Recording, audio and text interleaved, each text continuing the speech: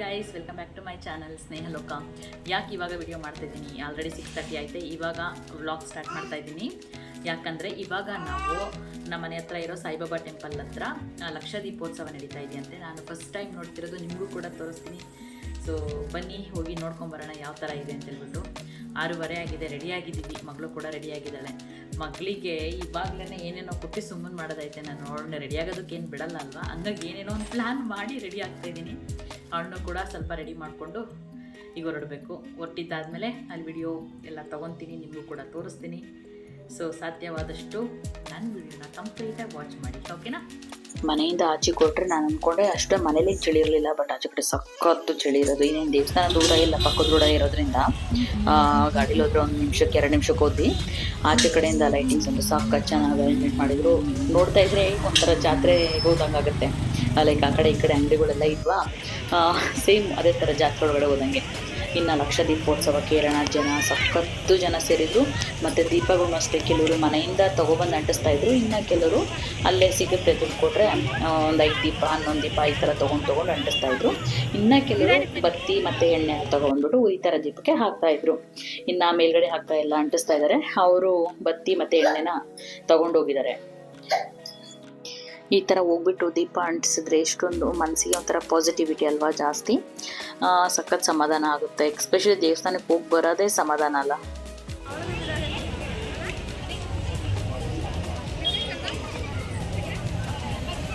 Night ಹೊರಗಡೆ ಈ ಥರ ಎಲ್ಲ ನೋಡ್ತಿರೋದು ಅವ್ಳಿಗೂ ಏನೋ ಹೊಸ ಥರ ಅನ್ನಿಸ್ತಾ ಇದೆ ಅನಿಸುತ್ತೆ. ಸುಮ್ಮನೆ ನೋಡ್ತಿದ್ದಾಳೆ, ಒಂಚೂರು ಕಿರಿಕಿರಿ ಮಾಡ್ದಂಗೆ ಸುತ್ತ ಜನಗಳನ್ನ, ಅಲ್ಲಿ ಲೈಟಿಂಗ್ಸ್ ಎಲ್ಲ ಹಾಕಿದ್ರಲ್ಲ ಅದನ್ನ, ದೀಪಗಳನ್ನ ಚೆನ್ನಾಗಿ ನೋಡ್ತಿದ್ದಾಳೆ. ನನ್ನ ಮಗನೂ ಸಖತ್ ಎಂಜಾಯ್ ಮಾಡ್ತಾಯಿತ್ತು. ಲೈಕ್ ಅದಕ್ಕೆ ಎಂಜಾಯ್ ಮಾಡ್ತಿದ್ದೇನೆ ಅನ್ನೋದಕ್ಕಿಂತ ಅವನು ಅಂಗಡಿಗಳು ಹಾಕಿದಾರಲ್ಲ ಅವನ ಆಟ ಸಾಮಾನು, ಅದು ಖುಷಿ ಅವನಿಗೆ.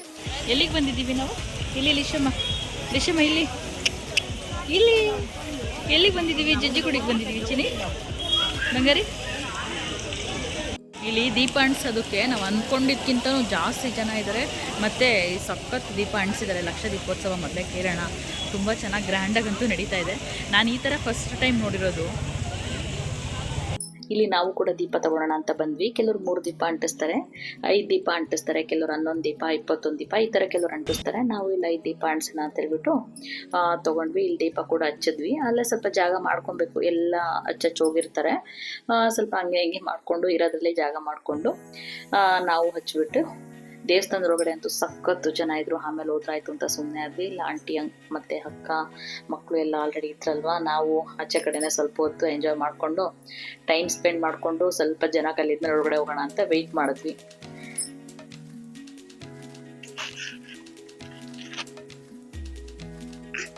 ಇಷ್ಟೊಂದು ದೀಪಗಳು ಅಂಟಿಸಿದ್ರಲ್ಲ, ಅದು ನೋಡೋಕ್ಕೆ ಎಷ್ಟು ಚೆನ್ನಾಗಿರುತ್ತೆ ಅಂದರೆ ಸಖತ್ತು ಒಂಥರ ಮನಸ್ಸಿಗೇನೋ ಸಮಾಧಾನ. ನೋಡಿ ಎಲ್ಲ ಫುಲ್ಲು ಅಂದರೆ ಎಲ್ಲರ ಮನಸ್ಸಲ್ಲೂ ಕೂಡ ಬೇಡ್ಕೊಂಡೇ ದೀಪ ಅಂಟಿಸೋದು, ಭಗವಂತ ಎಲ್ಲ ಒಳ್ಳೇದು ಮಾಡಪ್ಪ ಅಂತ ಹೇಳ್ಬಿಟ್ಟು. ಬಟ್ ನೋಡೋದಕ್ಕೆ ಸಖತ್ ಖುಷಿ ಆಯಿತು. ಅಷ್ಟು ಚೆನ್ನಾಗಿ ಕಾಣಿಸ್ತಾಯಿತ್ತು ದೀಪಗಳು ಅಂಟಿಸಿರೋದು. ನೋಡಿ ಅಲ್ಲಿ ನಿಂತ್ಕೊಂಡು ನೋಡಿದ್ರೆ ಎಷ್ಟು ಚೆನ್ನಾಗಿದೆ, ಎಷ್ಟು ನೀಟಾಗಿ.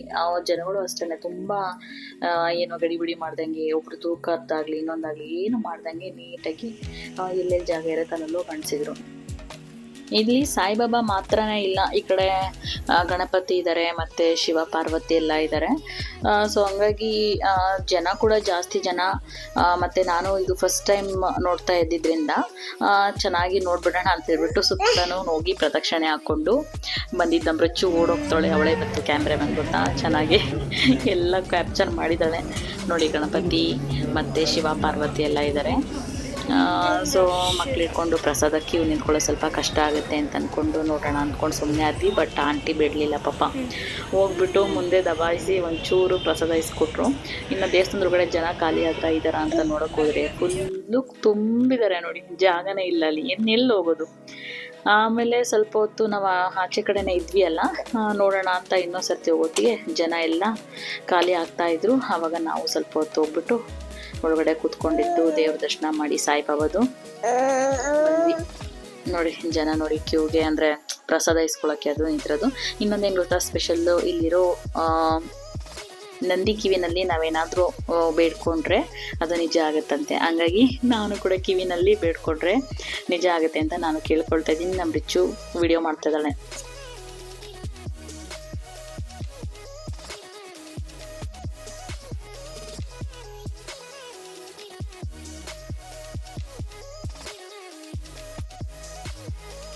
ಆಚೆ ಕಡೆಯಿಂದ ನೋಡಿದ್ರೆ ಸಣ್ಣ ಅನ್ಸುತ್ತಾ, ನೋಡಿ ಒಳಗಡೆ ಎಷ್ಟು ದೊಡ್ಡದಿದೆ.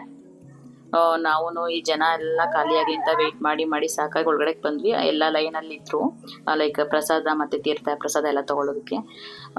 ಅಷ್ಟೊತ್ತಂದರೆ ಎಲ್ಲಿ ಮಕ್ಕಳು ಇರಲ್ಲ ಅಲ್ವಾ, ಹಾಗಾಗಿ ಡೈರೆಕ್ಟಾಗಿ ಇಲ್ಲಿ ಮುಂದೆ ಬಂದುಬಿಟ್ಟು ಸ್ವಲ್ಪ ಹೊತ್ತು ದರ್ಶನ ಮಾಡ್ಕೊಂಡು ನಿಂತ್ಕೊಂಡು ಅಲ್ಲೇ ಸ್ವಲ್ಪ ಹೊತ್ತು ಕೂತಿದ್ದು ಆಚೆ ಬಂದ್ವಿ. ನನ್ನ ಮಗಳು ರಿಚ್ಚು ಜೊತೆ ಕೂತ್ಕೊಳ್ಳೋಕೆ ಟ್ರೈ ಮಾಡ್ತಿದ್ದಾಳೆ, ಕೂರಿಸ್ಕೊಳ್ಳೋಕ್ಕೆ, ಅದು ಕೂತ್ಕೊಳಂಗೆ ಇಲ್ಲ. ನಮಗೆಲ್ರಿಗೂ ದೇವರ ದರ್ಶನ ಅಂತೂ ತುಂಬ ಚೆನ್ನಾಗಾಯಿತು. ಹಾಗೆ ಸ್ವಲ್ಪ ಹೊತ್ತು ಕೂತ್ಕೊಂಡು ಮಕ್ಕಳು ಆಟಾಡಿಸ್ಕೊಂಡು ಅಲ್ಲಿಂದ ಹೊರಟ್ವಿ. ಇನ್ನು ಆಚೆ ಕಡೆ ಅಂತೂ ಜನ ಅವಾಗಷ್ಟೇ ದೀಪ ಅಂಟಿಸಿ ಹೋಗ್ತಾ ಇದ್ರು. ಇನ್ನು ಕೆಲವರು ಬರೋರು ಬರ್ತಾನೆ ಇದ್ರು. ಆಚೆ ಬಂದು ಮಗ ಏನೇನೋ ಕೇಳ್ತಾ ಇದ್ನಲ್ಲ, ನನಗೆ JCB ಕೊಡಿಸು, ಅದು ಕೊಡಿಸು, ಇದು ಕೊಡಿಸು ಅಂತ. ಅವನಿಗೂ ಸ್ವಲ್ಪ ಲೈಟಾಗಿ ಶಾಪಿಂಗ್ ಮಾಡಿಸ್ಕೊಂಡು ಏನು ಬೇಕು ಏನು ಎತ್ತ ಎಲ್ಲ ಕೇಳಿಕೊಂಡು ಹೊರಡೋಣ ಅಂತ ಬಂದ್ವಿ. ಆಮೇಲೆ ಅಲ್ಲಿ ಜೋಳ ಎಲ್ಲ ಸ್ವೀಟ್ ಕಾರ್ನ್ ಅಂತೂ ನಂಗೆ ಸಖತ್ ಇಷ್ಟ. ತಿನ್ನೋಣ ಅಂತಂದರೆ ನಮ್ಮ ರಿಚು ಪಾನಿಪುರಿ ತುಂಬ ಚೆನ್ನಾಗಿರ್ತಂಟೆ, ಅಲ್ಲಿಗೆ ಹೋಗೋಣ ಅಂತ ಹೇಳ್ತಾ ಇತ್ತು. ಸರಿ ಅಂದ್ಕೊಂಡು ಪಾನಿಪುರಿ ತಿನ್ಕೊಂಡು ಹೊರಟ್ವಿ. ನೋಡಿ ಅಲ್ಲಂತೂ ಈ ಥರ ಅಂಗಡಿ ಎವ್ರಿ ಥರ್ಸ್ಡೇ ಹಾಕ್ತಾರಂತೆ, ಬಟ್ ಇವತ್ತು ಸ್ವಲ್ಪ ಜಾಸ್ತಿ ಇತ್ತು, ದೀಪೋತ್ಸವ ಅಲ್ವಾ, ಹಂಗಾಗಿ. ಸೊ ಈ ವಿಡಿಯೋನ ಎಲ್ಲಿಗೆ ಎಂಡ್ ಮಾಡ್ತಾ ಇದ್ದೀನಿ. ಇನ್ನೊಂದು ವಿಡಿಯೋದಲ್ಲಿ ಸಿಗ್ತೀನಿ. ಯಾರಿಗೆಲ್ಲ ನನ್ನ ವಿಡಿಯೋ ಇಷ್ಟ ಆಯಿತು ಲೈಕ್ ಮಾಡಿ, ಸಪೋರ್ಟ್ ಮಾಡಿ ಅಂತ ಕೇಳ್ಕೊಳ್ತಾ, thank you so much. Bye.